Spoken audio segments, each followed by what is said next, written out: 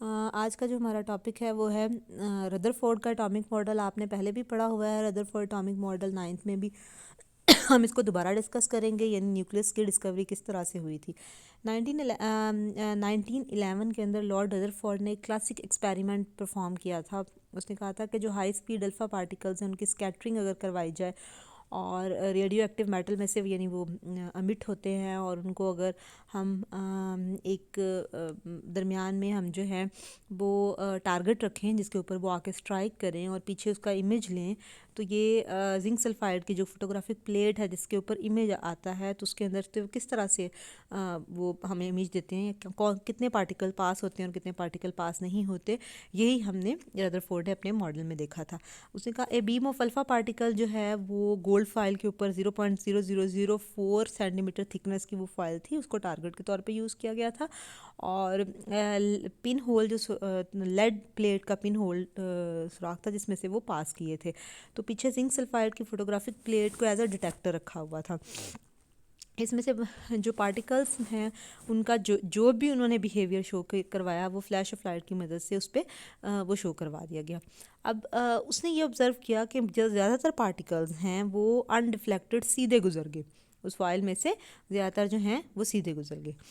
कुछ जो हैं वो थोड़े से डिफ्लेक्ट हुए, यानी उन्होंने अपनी जगह जो है वो पोजीशन को थोड़ा सा बदला और वो बेंट हो गए, मुड़ गए। उनमें से जो बहुत कम कुछ पार्टिकल्स ऐसे थे जो कि किसी हैवी चीज़ से टकराए और सेंट्रल हैवी पोर्शन से टकराए जिसको उसने न्यूक्लियस का नाम दिया, और वापस मुड़ गए, बेंट बैकवर्ड हो गए, डिफ्लेक्ट बैकवर्ड हो गए। इन एक्सपेरिमेंटल बेसिस के ऊपर रदरफोर्ड ने प्लानिटरी मॉडल दिया सोलर सिस्टम की तरह का एक एटम का। उसने कहा कि एटम के अंदर एक टाइनी न्यूक्लियस होता है जो कि अप्रोप्रिएट नंबर ऑफ इलेक्ट्रॉन्स उसको सराउंड करते हैं। Atom as a whole neutral होता है और न्यूक्लियस जो है वो हैवी है। उसके अंदर प्रोटॉन, जो जितने नंबर ऑफ इलेक्ट्रॉन बाहर सराउंड कर रहे हैं उतने ही नंबर ऑफ प्रोटॉन्स के अंदर मौजूद होते हैं। रदरफोर्ड का जो मॉडल था उसके अंदर जो एटम के स्ट्रक्चर की उसने जो बात की थी, उसने कहा इलेक्ट्रॉनिक क्लाउड जो है वो स्टेशनरी नहीं होता, वो मूव करता रहता है। जिस तरह से सोलर सिस्टम में हम कहते हैं मूव करता रहता है, अगर हम उसकी बात को सही मान लें कि वो वाकई ही मूव करता रहेगा, तो इसका मतलब ये हुआ कि इलेक्ट्रॉन जो है अल्टीमेटली अपनी एनर्जी को लूज़ करके न्यूक्लियस के करीब आते जाएंगे और अल्टीमेटली ये होगा कि वो न्यूक्लियस के ऊपर गिर जाएंगे। इसका मतलब है ये स्टेबल स्ट्रक्चर ना हुआ। ये उसका सबसे बड़ा फ्लॉ था रदरफोर्ड के मॉडल का। लेकिन बहरहाल जो न्यूक्लियर एटम का मॉडल है रदरफोर्ड का, वो एक बिग स्टेप था एटॉमिक स्ट्रक्चर को समझने के लिए, बिहेवियर ऑफ इलेक्ट्रॉन को समझने के लिए। लेकिन जो बिहेवियर ऑफ एटम इलेक्ट्रॉन्स हैं एक एटम के अंदर, रदरफोर्ड ने उसको एक्सप्लेन नहीं किया था, उसको बाद में बोहर ने एक्सप्लेन किया था। रदरफोर्ड का जो प्लैनेट लाइक पिक्चर है इलेक्ट्रॉन डिफेक्टिव और अनसेटिस्फैक्ट्री थी, लेकिन वो एक स्टेप था इस चीज़ की, ये न्यूक्लियस की डिस्कवरी इसको हम कह सकते हैं। रेडियस ऑफ ऑर्बिटिंग इलेक्ट्रॉन जो है वो स्मॉलर स्मॉलर होने की वजह से क्लैप्स कर जाता है, यानी स्ट्रक्चर अपना बरकरार नहीं रखता। प्लैंक्स क्वांटम थ्योरी क्या है? मैक्स प्लैंक ने क्वांटम थ्योरी 1900 में प्रपोज की थी। उसने जो रेडिएशन अमिट होती हैं या एब्जॉर्ब होती हैं, इलेक्ट्रॉन जो रेडिएशन अमिट करते हैं या एब्जॉर्ब करते हैं एक एटम के अंदर मूव करते हैं, उसको एक्सप्लेन किया था। उसकी जो रेवोल्यूशनरी थ्योरी है, उसने कहा था कि एनर्जी ट्रैवल करती है डिसकंटिन्यूस मैनर में, और वो large number of tiny discrete units से बन के बनती है जिसको क्वांटा कहते हैं। उसकी थ्योरी के जो मेन पॉइंट्स हैं, एक तो पहली बात उसने कहा कि एनर्जी जो है अमिट या एब्जॉर्ब कंटिन्यूसली नहीं होती, बल्कि ये डिसकंटिन्यूस मैनर में अमिट होती है या एब्जॉर्ब होती है वेव पैकेट की फॉर्म में। हर वेव पैकेट या जिसको क्वांटम कहते हैं वो एसोसिएट करता है एक डेफिनेट अमाउंट ऑफ एनर्जी में। इस जैसे लाइट का केस है तो क्वांटम एनर्जी को हम फोटॉन कह देते हैं, लाइट में फोटान की बात कर लेते हैं। इसके अलावा अमाउंट ऑफ एनर्जी जो एसोसिएट करती है क्वांटम ऑफ रेडिएशन से, वो प्रोपोर्शनल है फ्रीक्वेंसी ऑफ द रेडिएशन से। यानी फ्रीक्वेंसी क्या होती है हमें पता है, number of wave passing through a particular point पर सेकेंड्स को हम फ्रीक्वेंसी कहते हैं। तो उसने कहा कि जो एनर्जी जो है वो एक क्वांटम से ऑफ रेडिएशन से एसोसिएट करती है, एक्चुअली वो डायरेक्टली प्रोपोर्शनल है किसके? फ्रीक्वेंसी के। ई डायरेक्टली प्रोपोर्शनल है न्यू के।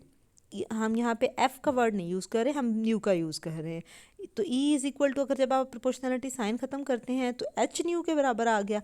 एच यहाँ क्या है, एच एक कांस्टेंट है जिसे हम प्लैंक्स कांस्टेंट कहते हैं, और इसकी वैल्यू हमारे पास है 6.62 इंटू 10⁻⁻34 जाउल सेकेंड।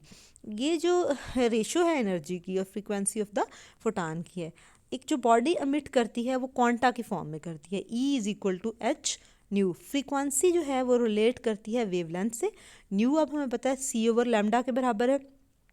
सो हम न्यू की वैल्यू को ऊपर वाली इक्वेशन में पुट कर सकते हैं। हमारे पास इक्वेशन बन जाएगी E is equal to H C over lambda, क्योंकि हमने न्यू की वैल्यू को वहाँ पे पुट कर दिया है। वेवलेंथ जो है वो डिस्टेंस है दो एडजेसेंट क्रेस्ट या दो एडजेसेंट ट्रफ के दरमियान, उसको एंगस्ट्रॉम में हम नैनोमीटर या पिकोमीटर तीनों में इसकी वैल्यू को हम एक्सप्लेन कर सकते हैं।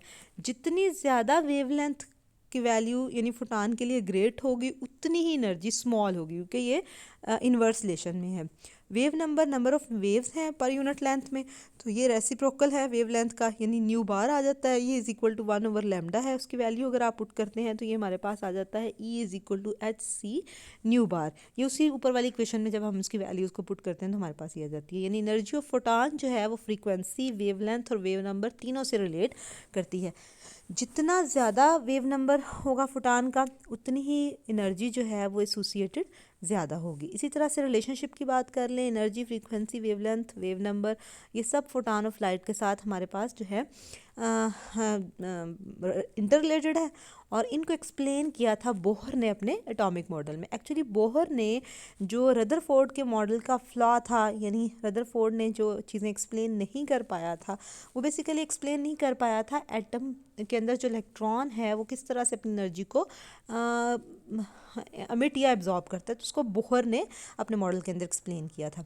बोहर ने यूज़ किया था क्वांटम थ्योरी को, प्लैंक की जो क्वांटम थ्योरी थी, और उसने हाइड्रोजन के एटम के ऊपर जो यूनी इलेक्ट्रॉन सिस्टम है उसके ऊपर उसको एक्सप्लेन करके उसने कहा था क्वांटाइज एनर्जी लेवल होते हैं। उसकी जो एक्सप्लेन थ्योरी है वो किस तरह से है, उसकी थ्योरी के अकॉर्डिंगली इलेक्ट्रॉन जो हैं वो रिवॉल्व करते हैं एटम के अंदर सर्कुलर ऑर्बिट्स के अंदर। उसने वर्ड ऑर्बिट्स का यूज़ किया था। न्यूक्लियस के अराउंड जो हैं वो सर्कुलर पाथवे, जिनको उसने ऑर्बिट कहा था, हर ऑर्बिट जो है उसका फिक्स एनर्जी होती है और फिक्स क्वांटम नंबर साइंस को किया जाता है।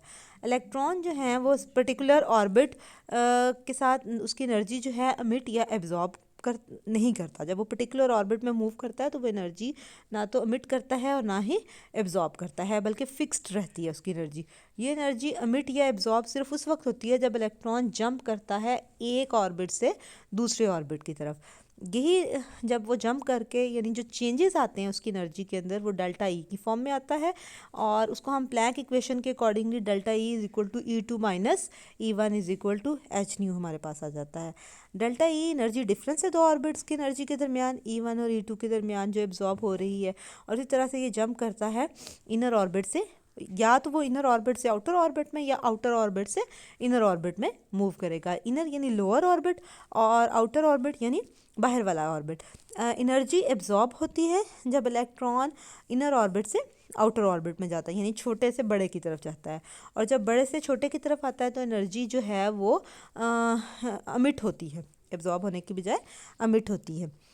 हर जो इलेक्ट्रॉन जिस पर्टिकुलर ऑर्बिट में वो मूव कर रहा है उसका मोमेंटम जो है वो उसी पे डिपेंड करता है क्वांटम नंबर पे, और वो क्वांटम नंबर के लिहाज से इंटीग्रल मल्टीपल है फैक्टर h/2π के लिहाज से, यानी mvr is equal to NH/2π हमारे पास आ जाता है, जहाँ n जो है वो नंबर ऑफ ऑर्बिट को शो कर रहा है 1 2 3, h जो है वो आपके पास प्लैंक्स कांस्टेंट है, और 2π की वैल्यू इस तरह से ये हमारे पास आ जाता है। परमिटेड वैल्यूज़ जो एंगुलर मोमेंटम की हैं वो h/2π, 2h/2π, 3h/2π इस तरह से आ जाते हैं। इलेक्ट्रॉन जो है वो जिस भी ऑर्बिट में रहेगा वो उसी के अकॉर्डिंगली मूव करता रहेगा, और एंगुलर मोमेंटम उसके अकॉर्डिंगली उसका क्वांटाइज होगा।